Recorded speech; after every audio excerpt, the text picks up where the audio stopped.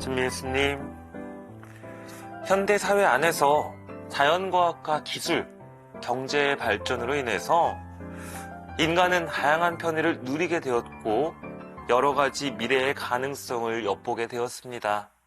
자, 그와 동시에 인간은 어쩌면 명확한 진리가 존재하지 않을 수 있다라는 생각도 하게 되었습니다. 다양한 입장을 존중하고 다양한 목소리를 경청할 때 인간은 더욱더 좋은 결과를 낼 수 있다라는 것을 확인하게 된 것이죠. 실제로 기존의 사상의 틀을 깨므로써 인간은 점점 더 발전을 거듭해 왔습니다. 또한 국제화 사회의 경험을 통해서 다양한 종교와 인종의 사람들이 힘을 합칠 때 더욱더 좋은 결과가 나온다라는 것도 경험하게 되었습니다. 이러한 과정에서 관용이라는 주제가 우리 사회에 굉장히 중요한 주제로 떠올랐다라고 할 수 있을 것 같습니다. 현대적 의미에서 관용이라고 하는 것은 모든 사람에게 공통적으로 적용되는 객관적인 진리가 존재하지 않는다라는 회의주의를 기초로 합니다. 한마디로 진리라는 것이 없고 좋은 결과를 인간이 스스로 찾아갈 수 있다라는 것이죠. 그렇기 때문에 이러한 사람들은 상대방의 의견을 존중하고 그 신념에 대해서 허락함으로써 여러 가지 의견들을 주고받게 되고 다양한 답을 모색하게 됩니다. 이러한 것들은 우리가 가지고 있는 사회적 가치다라고 할 수 있는데 베네딕토 16세 교황님은 이 관용의 정신에 대해서 굉장히 동감을 하고 긍정합니다. 단 어떠한 면에 있어서는 그것의 문제를 이야기하기도 하시는데 왜냐하면 이 관용이라는 것은 정치 분야에서는 가능하다라는 것이죠. 그리고 우리가 협력하는 와중에 그리고 무언가 길을 모색하는 것에 이 관용은 굉장히 필요한 정신이다라고 할 수 있습니다. 단 우리가 명심해야 할 것은 종교와 윤리의 영역에까지 이 관용이 쓰일 수는 없다라는 것을 베네딕토 16세 교황님은 말씀하십니다. 이것은 그리고 우리의 신앙의 핵심 문제가 되었다라고도 말씀하시는데요. 자, 그렇기 때문에 다음과 같이 이야기하십니다. 그리스도교 신앙의 진리 요구를 포기하는 것이 새로운 세계 평화를 위한 근본 바탕이요. 그리스도교와 현대의 화해를 위한 근본 바탕이라는 확신이 점점 더 널리 퍼져간다. 다시 말해서 그리스도교 신앙이 요구하는 것들을 포기하는 것이 마치 세상의 평화를 이루는 것처럼 우리 사회가 받아들이고 있다라는 지적입니다. 현대 사회에서 이 관용이라는 주제와 가장 밀접한 주제가 있다면 그것은 동성애 문제라고 할 수 있을 것 같습니다. 이제 상대주의가 만연한 세상에서 동성애는 그럴 수도 있는 것 혹은 존중해야 할 것으로 점점 더 여겨지고 있습니다. 그렇기 때문에 서구 사회를 중심으로 동성결혼 법제화가 이미 이뤄진 경우도 있고 그리고 현재 추진 중인 나라도 많이 있습니다. 한국은 아직 이것이 뜨거운 사회 이슈가 되지는 않았지만 앞으로도 이러한 논의는 계속해서 점차 이루어질 것이다 라고 예상해 볼 수 있습니다. 2023년 한국 갤럽 조사를 보면 현재 한국인 중 51%는 동성애를 사랑의 한 형태라고 보며 그것은 저 연령대일수록 더욱더 그렇습니다. 20대는 75%, 50대는 52%, 70대 이상은 20%가 동성애를 사랑의 한 형태다라고 생각하고 있습니다. 자, 그렇다면 우리는 두 가지 충돌을 맞이할 수밖에 없습니다. 그리스도교가 항상 가르쳐온 가치라는 것이 있고 이 관용이라는 것이 있다라면 이 둘 중 무언가를 선택해야 한다면 어떻게 해야 할 것인가에 대한 문제인 것이죠. 자, 그리고 우리는 정확히 진리를 가지고 있다. 그리고 하느님의 오래된 약속, 계명이 있다라는 것을 통해서 자, 동성애에 대해서 어떠한 이야기를 말할 수 있는가? 자, 이러한 것들이 이 동성애 문제와 관련해서 나올 수 있는 몇 가지 질문이다라고 할 수 있을 것 같습니다. 그렇다면 과연 교회는 동성애와 관련해 어떠한 가르침을 갖고 있을까요? 우리 그리스도인들은 이러한 세상의 흐름 속에서 어떠한 입장을 취해야 할까요? 오늘 이 주제를 다뤄보도록 하겠습니다. 동성애와 관련해서 가장 중요한 문제는 동성애 성향이 과연 선천적인 것인가 후천적인 것인가에 대한 문제입니다. 여기에서 선천적인 동성애자라고 한다면 태생적 본능이나 체질로부터 발생하였기 때문에 치료가 불가능하다고 판단되는 경우입니다. 한편 후천적 동성애자는 잘못된 교육, 정상적인 성적 발달의 결여, 그릇된 습성, 잘못된 본보기나 문화 등의 유사한 원인에서 발생한 것으로 일시적이거나 적어도 불치가 아닌 동성애적 성향을 이야기합니다. 그렇다면 교회는 과연 동성애 성향을 선천적이라고 생각할까요? 후천적이라고 생각할까요? 교회는 이 두 가지를 모두 동시에 고려하고 있습니다. 그렇다면 후천적 동성애자를 바라보는 교회의 입장은 굉장히 부정적일 수밖에 없습니다. 이것은 자연적으로 인간에게 주어지는 것이 아니라 육체적 쾌락이라든지 개인의 즐거움, 감정적 휩쓸림에 의해서 가지게 되는 후발적인 경험이기 때문입니다. 자, 그리고 이것은 사실상 그릇된 윤리 질서를 담보하고 있다라고 이야기하기 때문에 결국 선천적인 동성애자를 바라보는 것보다 후천적인 동성애자를 바라보는 것은 굉장히 보수적이고 엄격할 수밖에 없겠죠. 그런가 하면 선천적 동성애자를 바라보는 교회의 시선은 다소 온화합니다. 태어날 때부터 그러한 성향을 가지고 있었다라고 한다면 그에 대한 죄성을 감히 부과할 수 없다라는 것이죠. 자, 결국 선천적으로 타고난 기질로 인해서 동성애적 성향을 가지고 있는 사람이 있다면 그는 개인적인 어려움을 가지고 있는 사람, 그렇기 때문에 교회의 사목적 배려의 대상이 된다라고 할 수 있습니다. 하지만 교회가 선천적인 동성애자들의 어려움에 깊이 통감하고 있음에도 불구하고 동성애 성향과는 달리 동성애 행위에 대해서는 다소 단호하고 엄격한 가르침을 제시합니다. 실제로 동성애 행위는 비역이라는 단어를 통해서 성경에서 심각한 타락으로 단죄되고 있습니다. 그리고 이것은 하느님을 배척하는 슬픈 결과를 가져오는 것으로까지 제시됩니다. 그러한 측면에서 동성애 성향과 행위는 분명히 구분되어 있다라는 것이죠. 태어날 때부터 동성애적 성향을 가지고 있다 하더라도 동성애 행위는 안 된다라고 교회는 가르치고 있습니다. 자, 즉 동성애 성향은 그 자체가 죄가 되지는 않습니다. 폭력적 성향의 사람이라 할지라도 그것을 잘 다스리고 폭력을 행하지 않으면 죄가 되지 않는 것처럼 선천적인 동성애 성향의 사람이라 할지라도 그것이 성행위로 이어지지 않으면 그것은 죄라고 할 수 없습니다. 그렇다면 왜 동성애 행위가 문제가 되는 것일까요? 객관적 도덕 질서에 따르면 동성애 행위는 본질적이고 필수적인 목적이 결여되어 있기 때문이다라고 할 수 있습니다.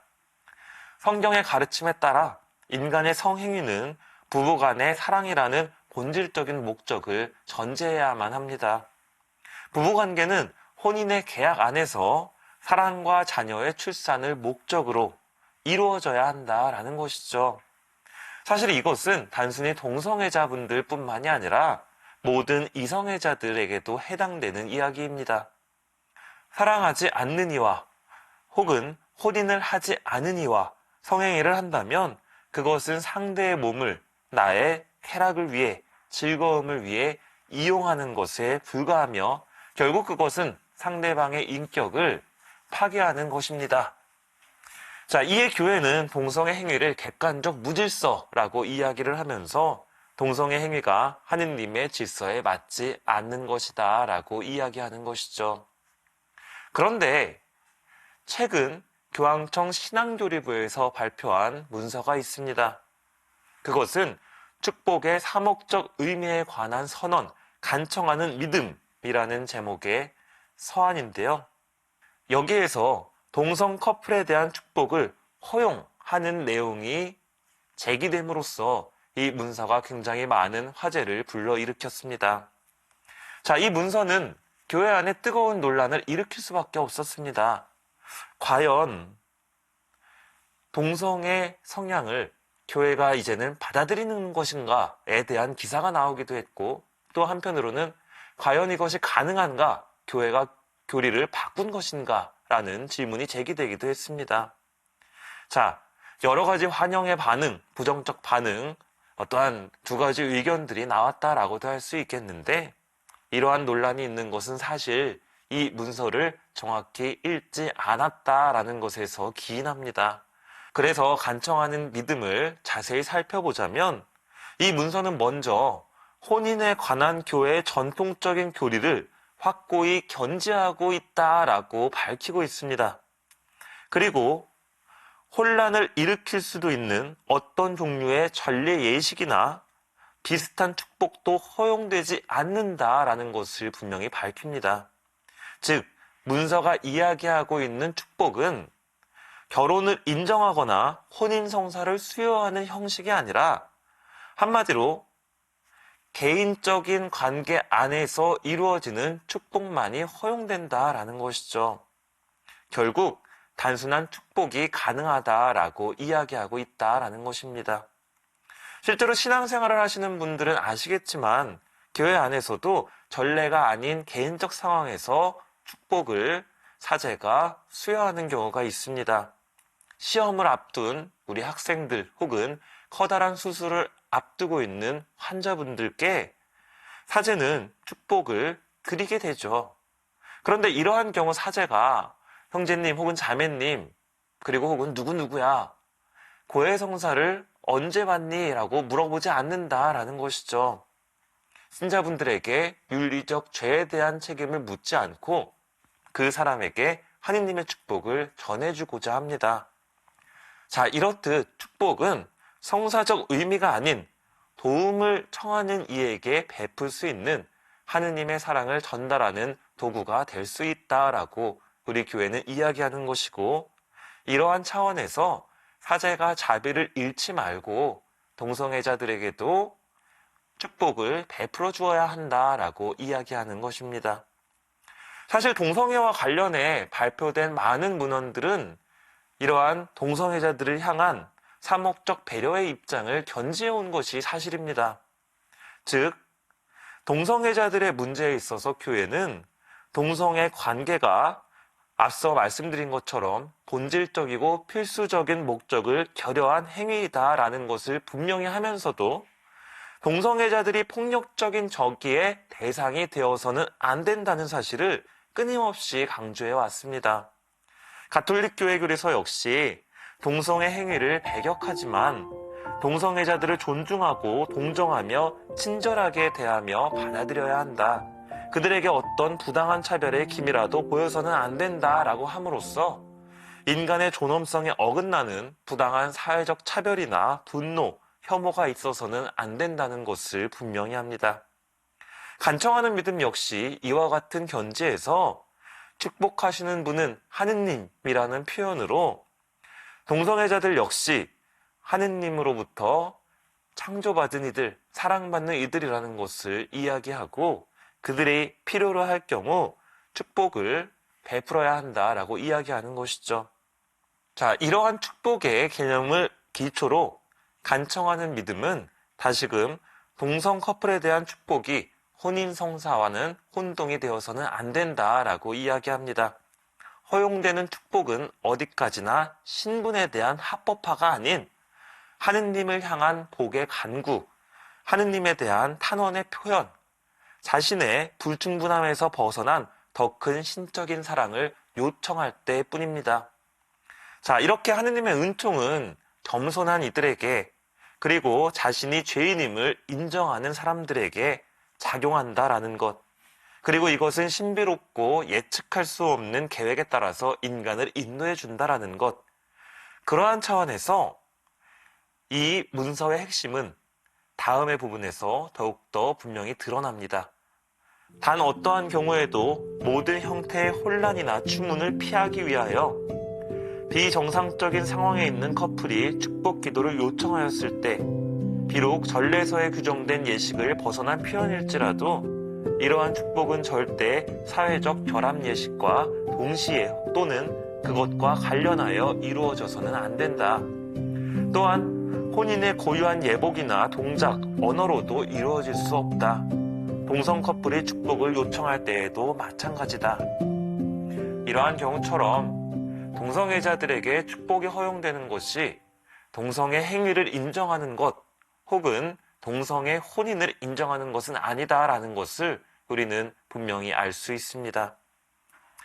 아마도 어떤 분들은 이런 질문을 하실 수 있을 것 같습니다. 다양한 국가들이 동성애를 인정하고 존중하는데 교회는 왜 그러지 않느냐? 세상이 변하고 있는데 교회는 왜 그렇게 보수적인 윤리를 고수하고 있느냐? 하지만 진리는 본래 변할 수 있는 성격의 것이 아닙니다. 즉 세상의 흐름에 따라서 진리가 변화한다라면 그것은 더 이상 진리가 아니다라는 것이죠. 하느님의 계명, 하느님의 계약은 우리에게 진리로서 선사되었고 인간의 어떠한 성향에 따라 혹은 문화의 흐름에 따라 바꿀 수 없다라는 것을 여기에서 분명히 말씀드릴 수 있습니다. 또 누군가는 사랑과 자비로 이 모든 것을 수용해야 하지 않느냐라고 말씀하시는 분도 있을 것 같습니다. 하지만 우리가 사랑을 실천하는 데 있어서 올바른 하느님을 향한 어떠한 질서, 의지가 굉장히 중요하다라는 것을 분명히 말씀드리고 싶습니다. 결국에는 인간이 하고 싶은 대로 하느님을 두종할 수 없고 하느님의 말씀을 따라야 한다라는 것이죠. 물론 동성애적 성향으로 인해서 어려움과 아픔을 갖고 있는 이들의 고통을 우리가 감히 다 이해할 수도 없고 알 수도 없지만 그러한 과정 안에서 그렇다면 하느님의 질서가 무엇인지 하느님이 원하는 것이 무엇인지 함께 동행하며 그들의 말에 귀를 기울이며 그 방법을 찾아 나가는 것 그리고 그 안에서 하느님의 사랑을 체험할 수 있도록 하는 것. 그러나 동성애 행위에 대한 문제는 하느님의 사랑에서 벗어난 행위라는 것. 자, 그것을 우리는 분명히 이야기할 수 있어야 할 것입니다. 자, 그런데 이 지점에서 다시 한번 분명히 강조드리고 싶은 것이 있습니다. 동성애에 대한 교회의 가르침은 계속해서 말씀드렸듯 명확함을 유지하고 있지만 분명히 동성애자들이 향한 사회적 차별이나 폭력은 교회가 명백히 반대한다라는 것이죠. 그래서 교회는 이렇게 강하게 이야기합니다. 사목적 차원에서 이러한 동성애자들을 이해심을 가지고 대해야 하며 그들의 개인적 어려움과 사회에 대한 부적응을 극복하려는 희망을 북돋아 주어야 한다. 성윤리상의 특정 문제에 관한 선언에서 이렇게 이야기를 하고 있습니다. 또한 또 다른 문헌 동성애자 사목에 관하여 가톨릭 교회의 주교들에게 보내는 서한에서 교회는 이렇게 이야기합니다. 동성애자들이 사람들의 언사나 행동에서 폭력적인 적의의 대상이 되어왔고 지금도 그러하다는 것은 개탄할 일이다.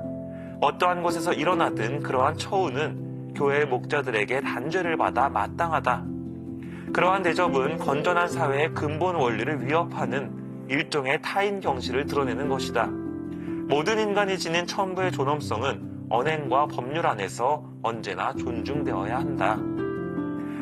자, 그렇다면 오늘 시간을 마무리하면서 교회 안에서 우리가 이야기하는 성과 사랑의 의미를 다시금 되새겨볼 필요가 있습니다. 교회 가르침 안에서 성은 부부의 삶에서 사랑과 선물과 출산을 지향하는 능력이다라고 할 수 있습니다. 이 성을 통해서 인간은 하느님께서 우리에게 전해주신 계획에 따라서 생명을 전달하게 되죠. 자, 이 결합에는 인간의 인격적 상호 보완성이 전제되어 있습니다. 그리고 중요한 점은 모든 사랑은 그 자체를 위한 것, 즉 쾌락을 위한 것으로만 이루어지는 것은 아니다라는 것이죠. 그리고 이 사랑이라는 감정은 아주 단순히 육체적 만남으로 축소되지 않습니다. 그러한 점에서 우리는 나의 육체를 혹은 성적 쾌락을 어떻게 생각하고 있는지, 그것으로 인해서 누군가가 누군가를 수단으로 여기는 문화적 흐름 안에서 우리 역시 때로는 편승하고 있지는 않은지 돌이켜 봐야 할 것 같습니다. 하느님이 보시기에 어떠한 삶인지, 그분이 원하시는 삶은 어떠한 삶인지 성경에 기록된 대로, 계명이 이야기하는 대로 우리는 그것을 성실히 따라 나갈 때 비로소 자유로워진다라는 것, 그것을 오늘 기억하시길 바랍니다. 감사합니다.